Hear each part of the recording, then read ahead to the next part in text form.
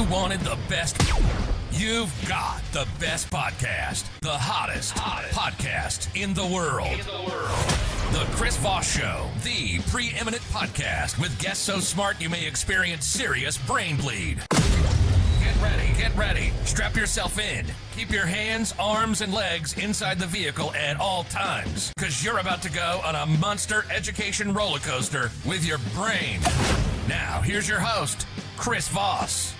Hi, folks. Chris Voss here from thechrisvossshow.com, thechrisvossshow.com. Hey, we're coming here with another great podcast. Oh, my gosh, another podcast. We certainly appreciate you guys tuning in. You guys are going to learn so much today. We're going to be playing doctor today. Actually, we're not playing doctor. We have a doctor on the show for real, a real MD. He has the two letters behind his name. That, of course, makes him real. And the one thing you won't see behind my name is the word MD, because I pass out when I see blood. I don't know why that's important to introducing him on the show, but it sounded funny at the time in my head. Guys, go to youtube.com/Chris Voss and see the bell notification there. You click on it, and it's free for an unlimited time. You can get notifications of all the wonderful videos of the Chris Voss Show podcast, and of course the review products we do as well. Who would want to see that data? And it's free for an unlimited time, so be sure to check that out. Go to goodreads.com/Chris Voss. You can see all the books we're reading, everything we're reviewing, and all that good stuff. You can see the multiple groups on Facebook, LinkedIn, and multiple accounts on Instagram as well. Today we have a most amazing author, as I already gave away. He is a doctor, so we're going to be doing all the cerebral stuff. And speaking of cerebral, he actually works in that cortex of the body zone. I don't know what that means. That does not sound scientific at all. His name is Kenneth Bock, MD, and he has written an amazing new book that just barely came out, Brain Inflamed, Uncovering the Hidden Causes of Anxiety, Depression, and Other Mood Disorders in Adolescents and Teens. He is an internationally recognized pioneer of integrative medicine and the best-selling author of several books, Healing the New Childhood Epidemics, The Road to Immunity, Natural Relief for Your Child's Asthma, and The Germ Survival Guide. And he's also an in-demand national and international speaker. I laughed a little there thinking coronavirus. Over the course of his 35-year career, he has become known for the unique ability to identify and entangle the most complex, multi-system, multi-symptom medical cases. His world-renowned private practice, Bock Integrative Medicine, is located in Red Hook, New York, in the beautiful Hudson Valley. Filled with powerful stories from Dr. Book's more than 30 years of experience, Brain Inflamed is going to shed some light on the possible biological underpinnings of many psychiatric illnesses and empowers teens and their families with practical advice and, perhaps more important, hope for a brighter future. Hey, welcome to the show, Dr. Bock. How are you? I'm really good, Chris, and I'm happy to be there. Thank you so much. I'm happy to be here with you. Thank you. So give us your plugs where people can find you on the interwebs and learn more about you. Bock Integrative, B-O-C-K, Integrative with a I-V-E, .com, and it's Bock Integrative Medicine. And the phone number anybody needs to call up and is 845-758-0001. And the website for the book is braininflamed.com. braininflamed.com. Now, usually when I read the news, I experience brain inflamed, but this is a whole different thing that you're doing here, I'm sure. Give us an idea why you wrote this book. You've written 4 other books. This book, actually, it's interesting. It was a segue from my last book, Healing the New Childhood Epidemics, Autism, ADHD, Asthma, and Allergy. I call them the 4 A's. And I wrote that in 2007. And after that book came out, I had seen thousands of autistic kids over the course of the last 20 years, and I've had some pretty good success in helping improve them. And I got numbers of them now that are in college. You wouldn't even know they were autistic. So Wow. It's been a very gratifying road. But where this book came from that, and I still see lots of autistic kids, is that when parents would bring their kids, and if you have an autistic kid and you're a parent, you will do whatever you can. And so I've had people coming from all over the country and all over the world, literally. And when they come, they also have other kids in their families, and the other kids maybe not be autistic, but they may have mood disorders, anxiety, depression, OCD, mood dysregulation and things. And so the parents saw what was happening with the autistic kids and said, hey, wow, maybe can you see what you can do for my other son or daughter, what have you? And I said, sure. And it turns out I started seeing more and more and more of those kids. And so the numbers are quite large. And they also, in a lot of ways, is a similar approach. The key that made me write this book is recognizing that sometimes these kids present with psychological or we call neuropsychiatric symptoms, whether they be anxiety, depression, OC, obsessive compulsive disorder, panic attacks, that kind of stuff, insomnia, whatever it is. And it's not just a psychological or psychiatric illness. There is something biological or medical underlying it. And that's what I've become, like a medical detective. And sometimes a kid is just psychological. Listen, they're getting bullied at school or whatever. They had a breakup and you're with a teenager, a breakup, the world is ending.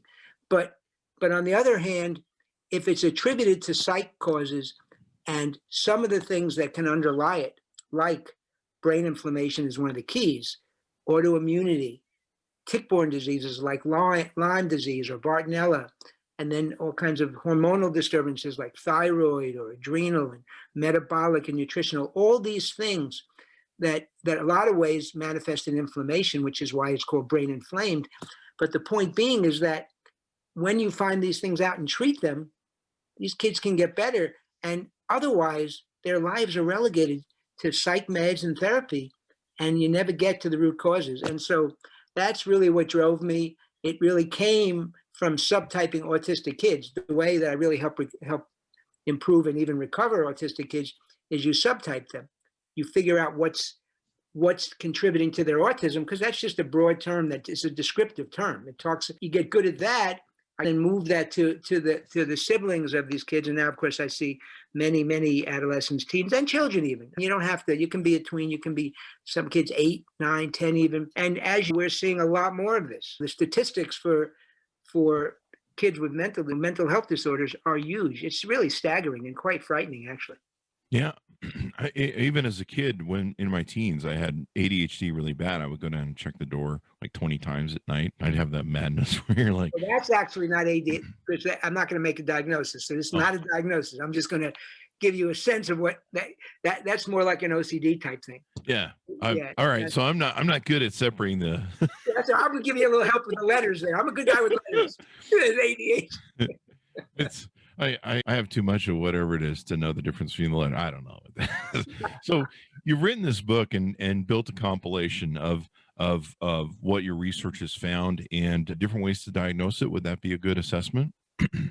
Yes. And this book is not written the book is really written for parents, mental health providers, and teachers, educators. That's who it's written for, so that they can, for the teachers, educators, and mental health providers, like maybe psychologists, social workers, so that they can recognize that maybe this kid has something more going on. And for the parents, it may give them paths to pursue. I'm not writing this so that they can make the diagnosis, but I'm talking about a lot of things that I might diagnose, but that may make them think, wow, maybe this could be happening in my child. And so I want them to either go to their healthcare practitioner, pediatrician, whoever they're seeing. And maybe after every chapter, there are clues and questions, and they're actually templates. This is the thing I'm actually in some way most proud of in the book. I spent a long time writing this book. I really put a lot into it. And I was thinking a lot about it. And there's this whole thing I came up with. There's this whole thing called the autism spectrum disorders. And that's quite a spectrum. You can have a kid who is totally withdrawn, doesn't speak, they're nonverbal and mute. You can have another kid who is just hyper and agitated and screeching, hey. And you may have a kid who's really aggressive. And so there's this whole, and then you may have a kid on the spectrum who's pretty high functioning, but really has trouble with social interactions and things. I came up with this thing that I've named the mood dysregulation spectrum for the other kids. So where they can fit on a spectrum, where it may just be and there are some nice graphs in the book that kind of show this, where you may start with some moodiness or irritability like a teenager might have. And some of we even say it's teenageitis, the kids have it. And then as you progress to anxiety and depression and OCD and panic disorders, and then severe mood swings and aggression, and maybe even psychotic thoughts, it's a way of seeing where they fit on this spectrum and getting a sense of their picture. And actually on braininflamed.com, you can download a graph and fill it in and then compare it to some of the templates I put together to maybe get a sense, maybe this could be going on in my kid. It's not to make a diagnosis, it's to give parents avenues and pathways to pursue, because so many of them are pulling their hair out. They don't know what to do, and they've been told it's just anxiety, it's just depression, it's just this. And they say, you know what? He's not, or she, they're not responding to the medicines.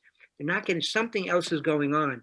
That was why I wrote the book, to try to give them something to pursue, perhaps. That's pretty cool. Most times in medicine and different things, we don't really find out what the core problems are. We just kind of try and treat them and make them go away. Like for years with my depression, I just treated it with alcohol, and that didn't seem to work very well. But that's the truth. It might help for a few minutes, but then you're worse. Drinking alcohol is not one of the treatments in the book. That's not. That'll probably make inflammation worse, as far as my experience. I was mostly doing scientific studies of high consumption of vodka to see the inflammation on the body and the brain. That's what I was doing. I'm still working on that book and that. What do you guys call it in the medical science industry? My thesis or whatever. on your research. Yeah. There you go, on my research. I'm not sure it's going to be peer research because most people don't want to drink that much. So you have 30 years experience doing this. Researching you, I saw some videos and some other stuff that you were doing, talking about Lyme disease.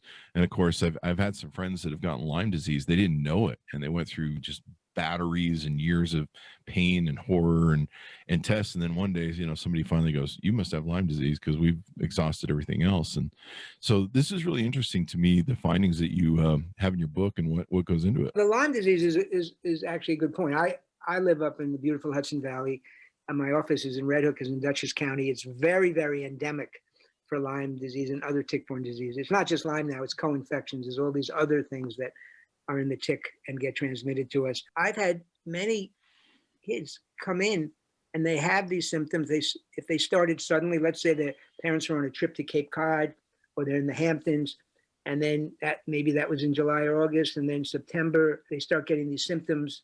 They don't want to go to school. They have anxiety. They have separation anxiety. They need to be around. And it turns out, and sometimes they may have fatigue or headaches or joint aches. That's more of a clue. Obviously, that's more of a clue for Lyme. And if they have the rash, the bullseye rash, that's a huge clue. Obviously, that's, say, it's pathognomonic. But in the point I wanted to make in the book, and there are some really very compelling stories that we tell, because I have so many patients, and so I told a lot of stories that I think parents could relate to. But the point being is that in these kids, sometimes the only symptoms are psychiatric. They don't have the fatigue. They don't have the joint aches. They don't have headaches, that kind of stuff. And they may never have the skin rash. They may never know they had a tick bite. Half of the people don't ever know they had a tick bite or the rash. And you get the clues when either they live in Westchester or they live in these endemic areas in the Northeast. They're soccer players, so they're out in the woods a lot. They go hiking. And also if they've had a trip to really endemic areas like Cape Cod, Martha's Vineyard, the Hamptons. Wow. It just makes you think, wow. And it happened maybe after a trip, on a hiking trip or a camping trip, or you just have to think of these things.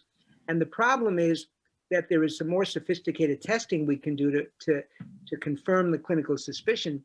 And the problem is a lot of doctors will just get a very simple test. And if it's negative, they say you don't have Lyme. And in fact, I've had doctors say to people, I don't know what you have, but I know you don't have Lyme disease. I call it the no Lyme diagnosis. And that's a problem, because you could say, maybe I don't think you have Lyme disease. It's okay. Doctors make mistakes. But when you tell somebody they don't have it, and in fact, it turns out they do, it's a bummer, because you set them back and they don't pursue it. They think, oh, I'm told I don't have Lyme. So I end up making that diagnosis when it's appropriate, when it's real. And you treat it. It's amazing. You treat it with antibiotics, and I use nutrients and herbals as well, but I certainly use antibiotics. And you protect the gut, you protect the liver. That's part of what we do in integrative medicine. You got to make sure you protect the gut. And these kids get better. And it's really gratifying because these kids have been sick sometimes a long time. Yeah.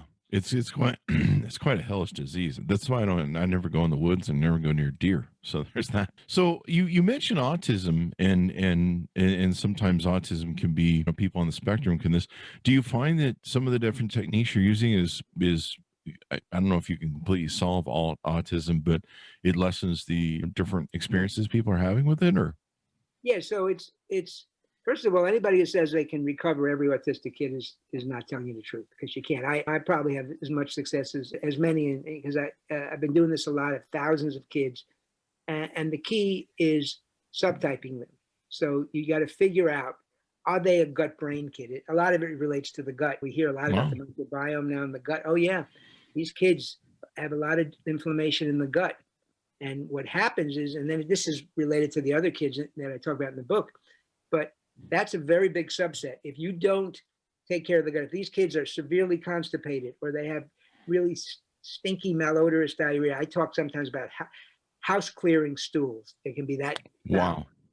Abdominal bloating like they're 6 months pregnant, or pain, and really gas can be really malodorous as well. A lot of them have a lot of gut inflammation, and there's this whole thing called the gut immune brain axis that's very, very important in so many of the chronic illnesses, even in adults, but obviously I'm talking about them here in the kids. And if you don't address that and you're only giving them psych meds, because if the gut is inflamed, you get inflammation, and our gut is made so that the junctions between the cells that line the gut are very tight. And 70 to 75% of our immune system lies under this one layer of epithelium in the gut. And you say, well, why the heck is 3/4 of our immune system in the gut? It's because just think of what the typical American shoves in their mouth every day. Think about it. It could be a scary thought. You've been over at my house, haven't you? Yeah, I'm visualizing. You've been over on Taco Bell night, haven't you? So meanwhile, you imagine this stuff comes into the gut, right? It's called the lumen. It's the center, where this, and so this immune system, all these cells have to figure out in a nanosecond, is this friend? Is this foe? Is this just benign? We just let it go. And this is like happening, like, and this epithelium keeps out a lot of the bad stuff. But let's say it gets leaky, and lets more stuff in that should come in. It gets kicks up the immune system. You get all these inflammatory mediators, because that's what happens when you kick up the immune system. It gets into the circulation. It goes to this thing we call the blood-brain barrier, which is what separates the outside of us from the brain.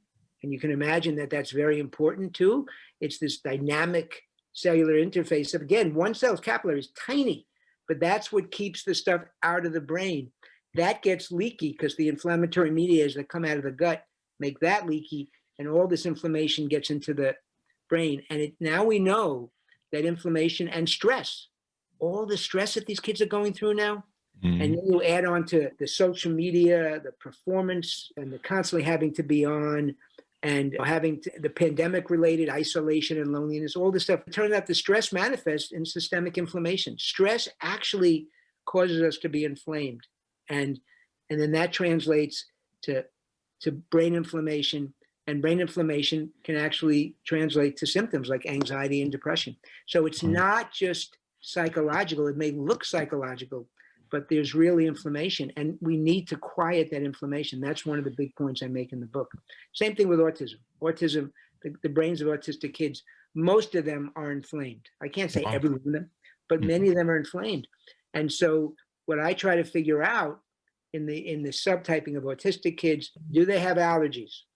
Do they have hyperimmunity? Do they have autoimmunity? Do they have infections? Some of them have these tick-borne infections. They have viruses that are just lingering covertly and contributing to these symptoms. Do they have yeast in their guts that contribute to this bloating and all this stuff?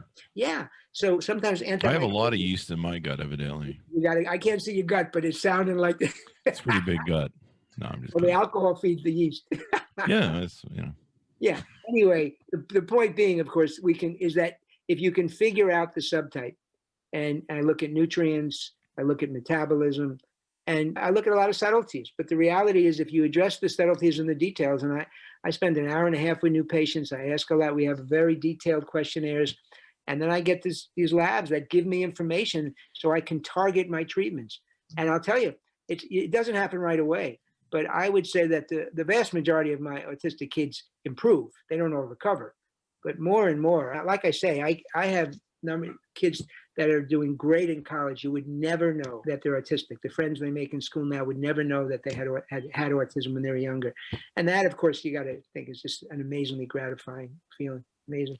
That's pretty darn amazing, but it makes sense from everything I've studied about the human body. I dealt with inflammation when I got older with my liver and kidneys were like, we're not doing your drinking thing anymore, and we're leaving. And then recreational marijuana became legal in Vegas, and I started taking that instead of drinking, and it was amazing how much it would work for me. And then years ago I lost some weight becoming vegan, and I learned how important diet is, and some of the crap that, like you mentioned, we just throw into our bodies, we're just like dumping grounds. Well, yeah, throw that in. Yeah, a whole can of Mountain Dew, throw that in there. That sounds healthy. I'm sure our caveman ancestors were drinking that crap back in the day. There is something that we have used in my field called the caveman diet. Exactly. Oh, what do you think? It's meat and vegetables, baby.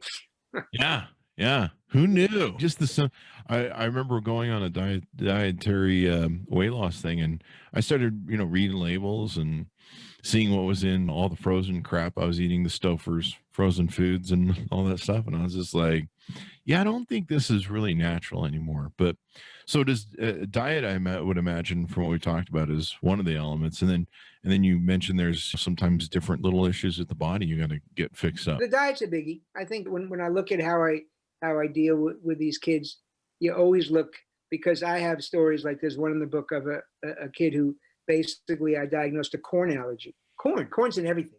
Processed corn's in everything. And that was causing difficulty with attention and also mood dysregulation. Took corn out of the diet. And like I say, corn is harder to get away from than even wheat. And we think wheat's in all the bread products and everything. But they did it. Parents were very determined. They were very strict. And there was some very significant improvements. So the point being is that, and even like somebody says, oh, this is whole wheat. It's good. It's whole wheat. A lot of these kids have problems with gluten. And so even though it's quote whole wheat, it's still a problem for them. So a lot of them, I made gluten and casein, which is in dairy. So gluten and dairy are inflammatory to many people. And so if we take them off that, not everyone improves, but autistic kids, you put them on a gluten-free, dairy-free diet, I would say probably 60% may improve. That's a very high. Wow. Yeah, that's pretty huge. I'm lactose intolerant. So if you give me dairy, you better leave for a day. Watch out. There's going to be fireworks and explosions. In your evaluations, you uncover triggers such as post-strep infections, which is pretty interesting, Lyme disease, gluten sensitivity, like we just talked, adrenal dysfunction. Do you find that, I heard one time that the reason we have more people that they have issues with peanut butter, wheat, and milk is because we don't grow up on farms anymore, so we don't build up those immunes or something. Or you're talking about the microbiome. So in the gut, I was talking about the gut and where I was going to go. And there's a whole chapter in this new book on the microbiome. It's called Gut Feelings. It's because the gut is so related to how we feel. And this is something in my field we've been into I've been practicing now 37 years, and I've been into it ever since I started. But now it's really caught hold. And in conventional medicine, the microbiome is huge. And what it is you want to have a diversified, balanced microflora. But the problem is that a lot of kids get antibiotics right from the get-go. And just think, so I ask the question always, how is your child delivered? And think about C-sections. We have probably around a 33% rate of C-sections. It's very high in this country. Many other countries are half, and we think we're advanced. What's supposed to happen is that the infant, the neonate, is supposed to go. The feet is supposed to go down the vaginal canal, get in contact with all that good vaginal flora, and be born, and that starts to repopulate in them. But if you're a C-section, you don't get that experience. You don't get that luxury of going through the vaginal canal. Oh, wow. You get delivered right into, and what is the first bacteria? You see the bacteria on somebody's skin maybe, or in the OR, rather than the mother's healthy vaginal flora. And what happens early on sets the tone for what happens later in adolescence. Holy crap.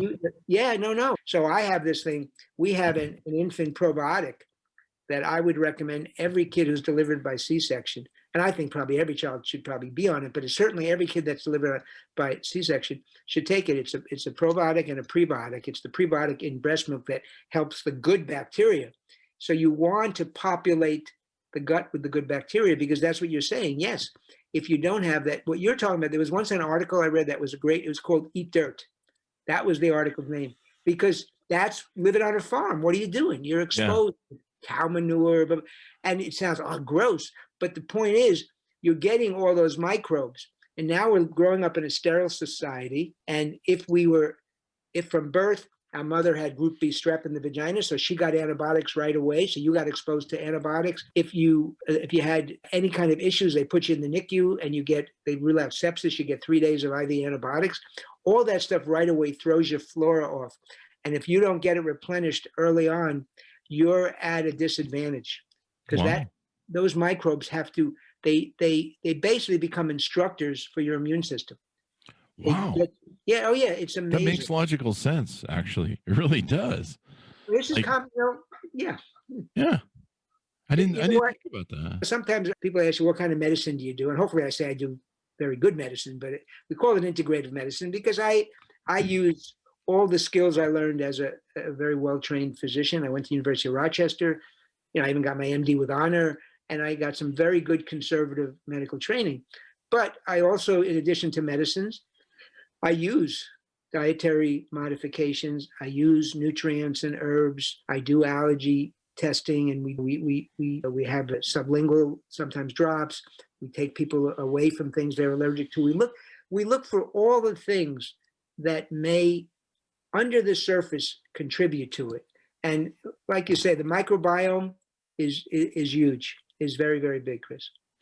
That's amazing. That makes logical sense. We're really these complex things, and coming right from birth. Because I've always wondered about people. My mom didn't have a C-section, so I guess I need to go thank her for my flora. The bacteria gave you. That's right. Thanks, Mom, for giving me bacteria. That'll be my car to her for Christmas. It'll be like on the inside. Hopefully, Hallmark has some. The good bacteria.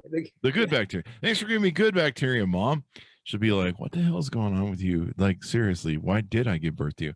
But she does already. So we're already across that bridge. What have we talked about in your book that you'd like to tell our audience about? One of the things when we think of stress, right? And so there's one case we call adrenals. And in my field, we think of the adrenals, but unfortunately in medicine, we don't think about the adrenals that much. It's interesting. And we're taught about a condition called Addison's disease, frank adrenal deficiencies, where the adrenals don't work at all. And that's very infrequent. We don't see that, but we see a lot of stressed adrenals. The adrenals are these little glands that sit atop the kidneys, and they produce either epinephrine and norepinephrine. These are the neurotransmitters of the fight or flight reaction. In other words, like it's, wow, you got to get ready. In the old days of the caveman, had to get ready to either fight or flee.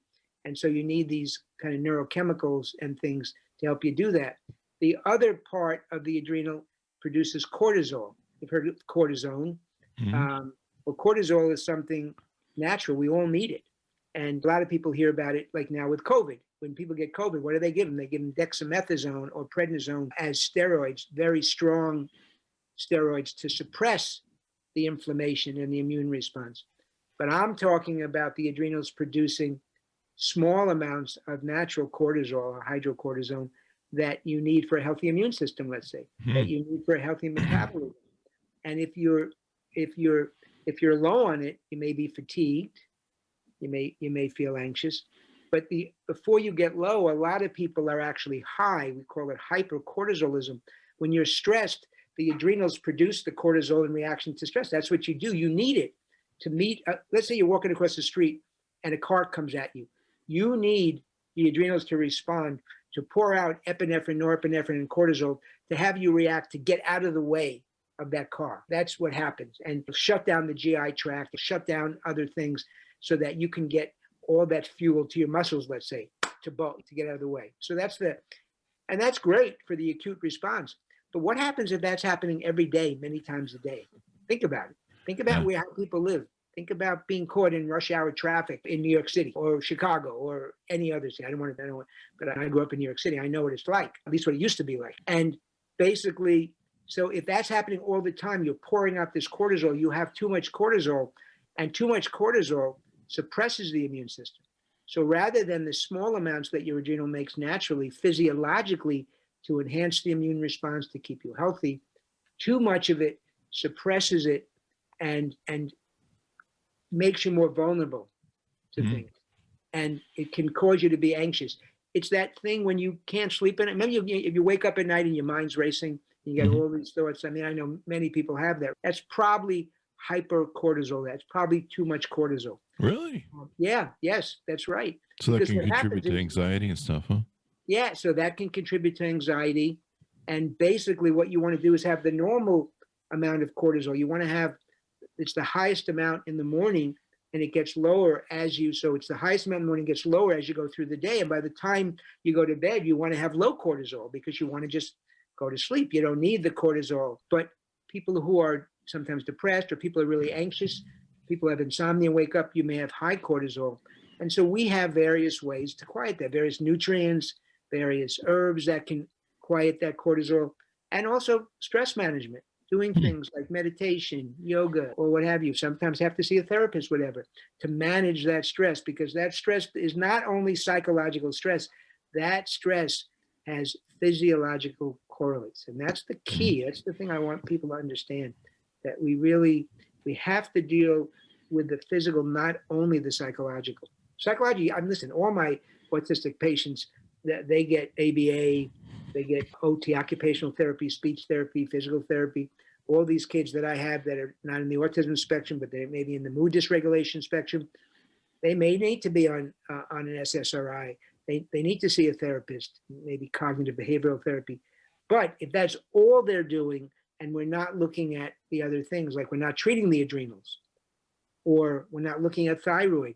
Do they have a problem with their thyroid? They have inflammation of the thyroid. Yeah, so many of these people. And if they have tick-borne disease like Lyme disease, many of them may have inflammation of their thyroid. We call it Hashimoto's. And if you don't test it, you don't see it.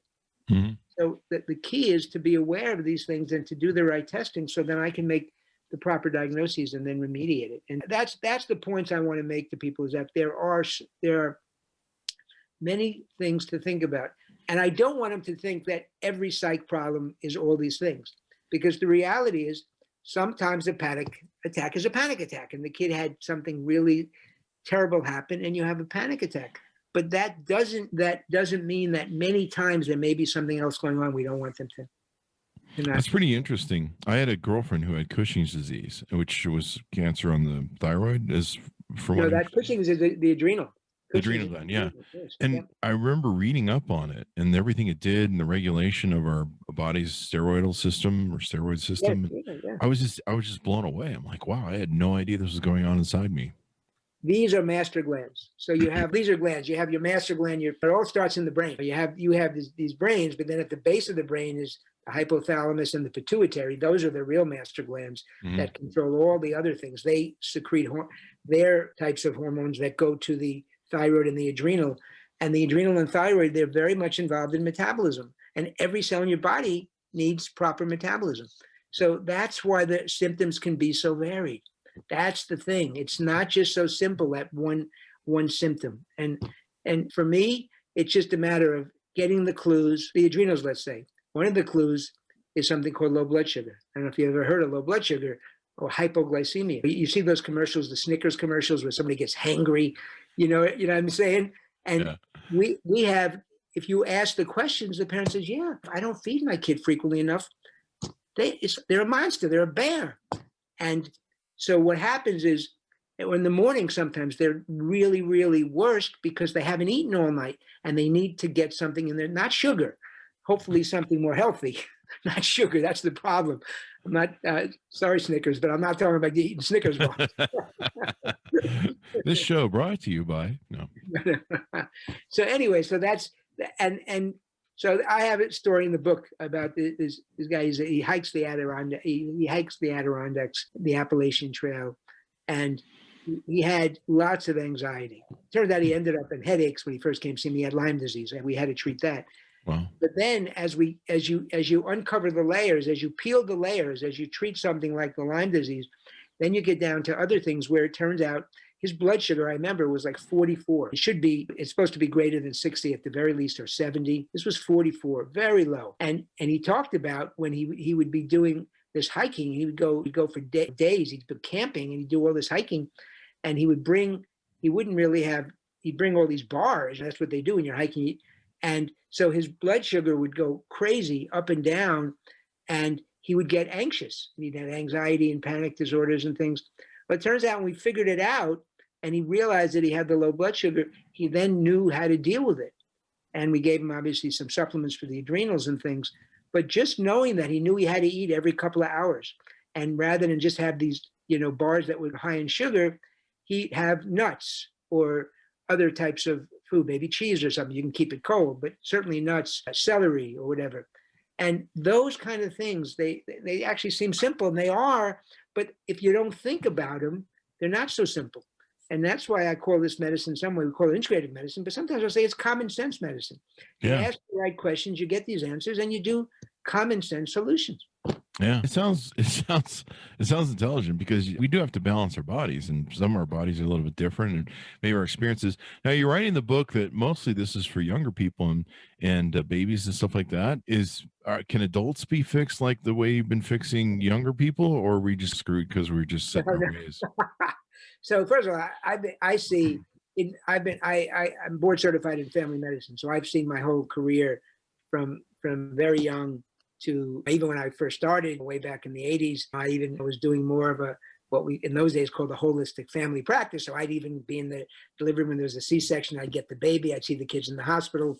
But I haven't done that kind of medicine because I'm really much more, focused on the real complex cases now, and that's really what I do. But the point being is I've taken care of adults my whole career.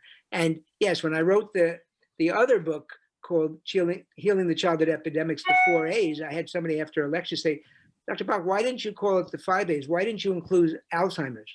And I said, the truth is that book was 460. It was way too, I said, it's too big. I couldn't put anything else in. But the reality is that autism, in a lot of ways, is the childhood equivalent of Alzheimer's. Oh, wow. Very, very similar underlying biological issues. We call it oxidative stress, too many of these free radicals that are harming the cells, toxicants, all kinds of toxicants, and chronic inflammation. Same thing that we're talking about with the kids with the mood disorders.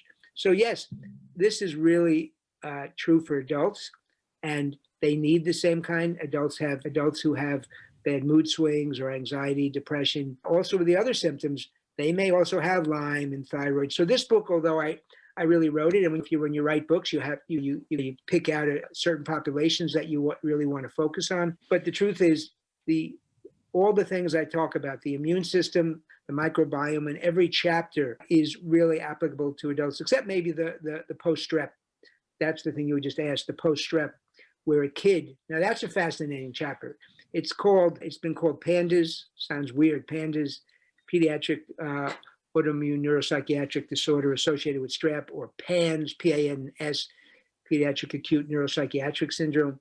I call it ITABI, ITABI, which is infection-triggered autoimmune brain inflammation. And this would not be adults. This is where a kid encounters an infection, like a strep infection, typical like sore throat. But because of their genetics and because of what's going on in their body, the immune system attacks the strep, which is good. But unfortunately, there's a very tiny piece of that strep, we call it an epitope, that looks exactly like a very tiny piece of the brain called the basal ganglia. It's in the base of the brain. It's a very tiny part of the brain that's responsible for movements and also mood. And so when the immune system mistakenly attacks that part of the brain called the basal ganglia, you get inflammation, you get autoimmunity, and you get tic disorders where they might start blinking or moving their head, or and you get OCD, where I have kids, I'm talking about severe OCD, like you were talking about, you had to check the door 20 times. That really is OCD, but I have kids with such severe OCD, they won't leave their room. I've had kids literally not leaving their room, and I'm talking about really severe. One kid going to the bathroom is really, really bad. Wow. Not going to school for years, not being with their friends at all, maybe not interacting because they have rituals. They have so many rituals. To come down from their bedroom to the kitchen, they may not be till 2 p.m. because they have to go through all these OCD rituals. Wow. It can be very severe, and it can happen like that. That's what's amazing with some of these disorders. These are the clues.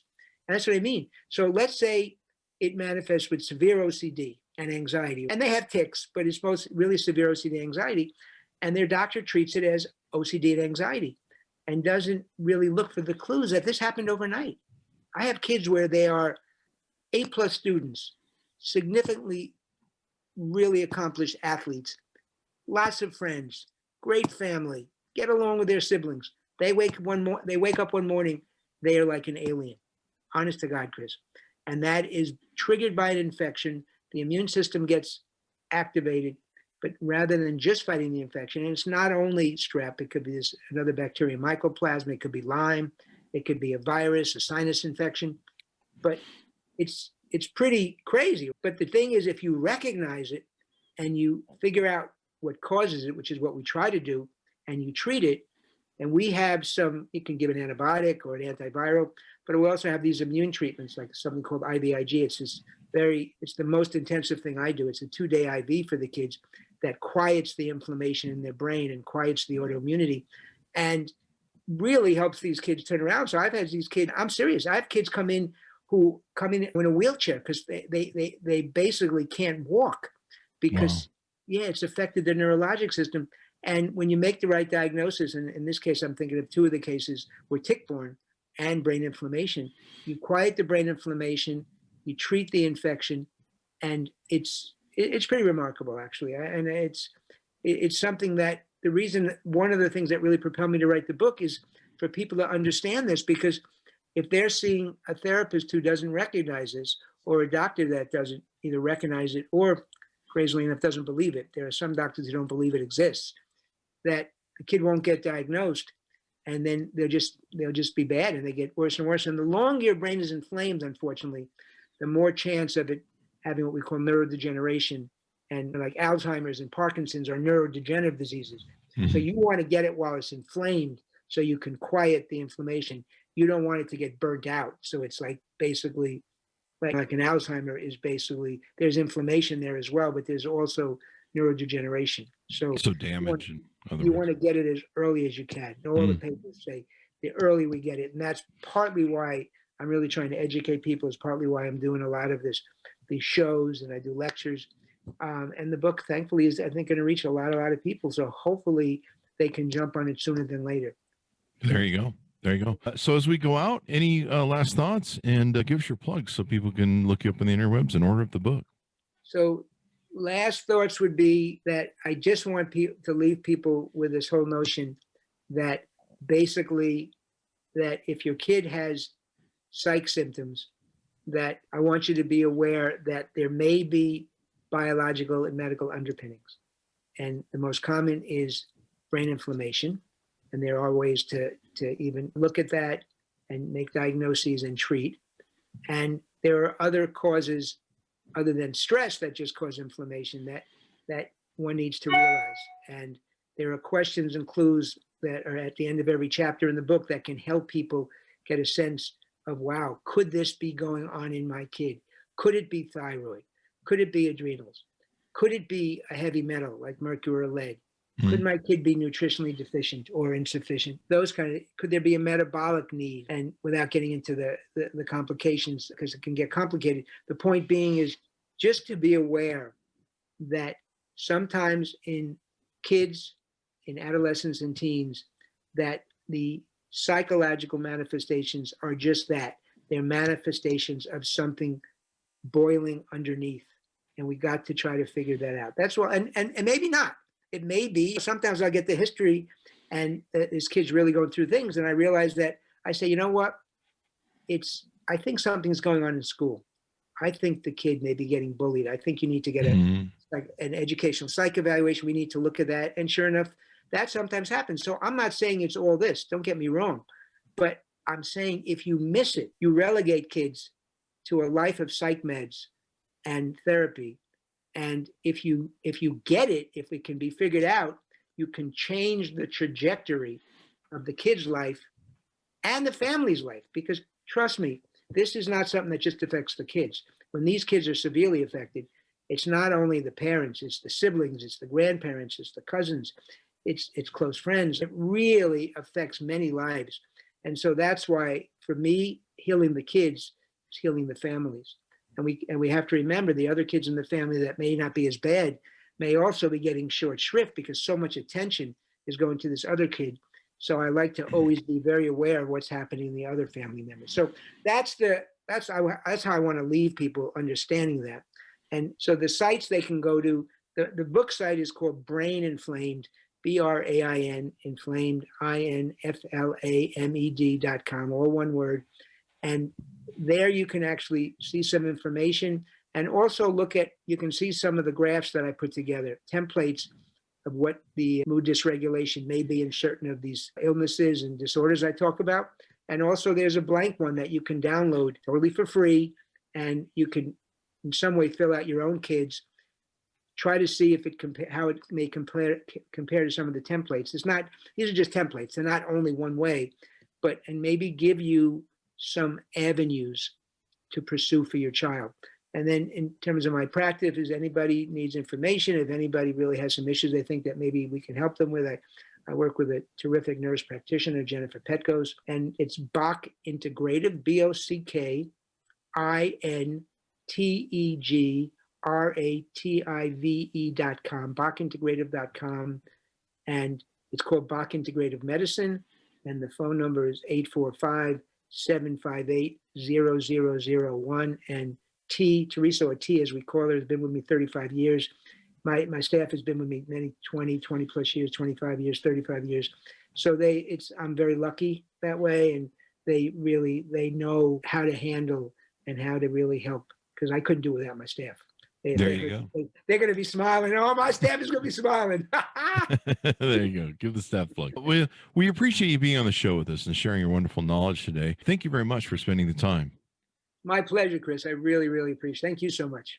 Thank you. And to my audience, check it out. Brain Inflamed.